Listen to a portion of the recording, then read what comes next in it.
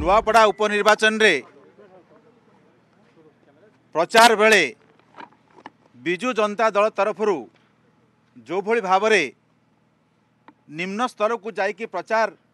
अभियान करने एवं खास करिकी जो भली भाव में नकली वीडियो फेक फोटोग्राफ एवं एआई को व्यवहार करिकी जो विभिन्न प्रकार कुत्सित कारनामा सब करा जाउछि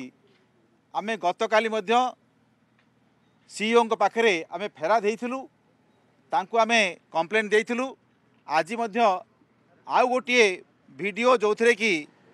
एआई व्यवहार करिकी बा कृत्रिम बुद्धिमत्ता को व्यवहार करा जाय कि आमर लोकप्रिय मुख्यमंत्री श्री मोहन चरण माझी को जो भली भाव में उपहास करा जायछि तांको सरलता को जो भली भाव सरलतार जो भली भाव मजाक उड़ा जायछि ताकू आमे आज से विषय रे कंप्लेंट दबा को आसीथिलु सीईओ पाखकू आमे आज तांको कहिचु जे ये केवल मोहन चरण माझी भारतीय जनता पार्टी इर जड़े नेतृत्व नेता नुहंती सी होती 4.5 कोटी ओडियांकर प्रतिनिधि ओडिशार मुख्यमंत्री गणतंत्रर सर्वोच्च प्रतीक तेणु